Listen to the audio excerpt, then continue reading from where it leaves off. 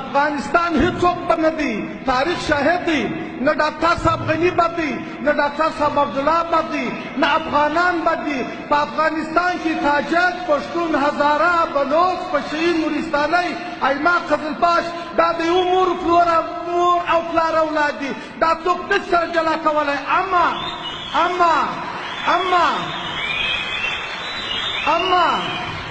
اما دشمن مو څوک دی چې نور ټول اسلامي دنیا ګواښي؟ نن اسلامي امت داسې حال ته رسېدلی دی.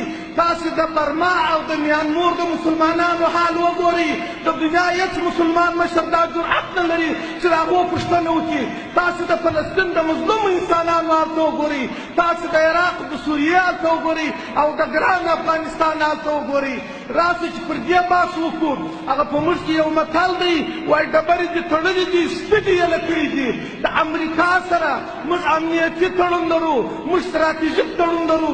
د هغه باوجود پاکستان مو هم په ډبرو ولي، ایران مو هم ولي، مسکو مو هم ولي، خو امریکا سنګینه راته ناسته ده. آیا ستا سیاسي او نظامي حضور د څه دپاره دی په افغانستان کې؟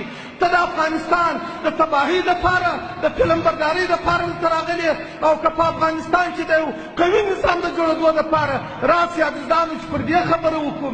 لکه څنګه چې مو روسانو ته وښول د 24 هود د شروع په یوه غږ د افغانستان ملت غږ وکړو چې یو خارجي دلته د توپک سره نه غواړو، د قلم سره یې غواړو، د تخنیک سره یې غواړو، د جوړ سره یې غواړو، د مرګ او د وینې د تویېدلو سره نه غواړو.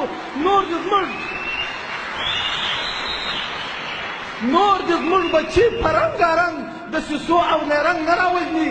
یوه ورځ مو ملا صاحب د آیسای په فتوا وژني، بله ورځ مې د ایران د اخوند په فتوا وژني، اوس مو د پوتین د KGB په فتوا وژني. ای ولسه ته څه وخت خپل دښمن پېژنې؟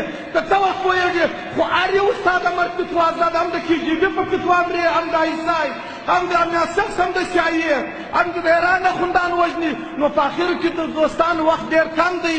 ستاسو د تود هرکلي څخه یوه دنیا مننه. هرات او قندهار سره جلا نه دي، د افغانستان لر و بر سره جلا نه دي، د افغانستان قومونه او مذهبونه سره جلا نه دي. د افغانستان ولس ژبه، تنظیم، قوم، ملت، مذهب نه سره جلا کولی. هر څوک چې دې اور ته لمن وي هغه به دلته ګور ته ځي، د هغه به ارمان ګورستان ته وړي. تحقیق بنواخر دعوانا الحمدلله رب العالمین. تشکر.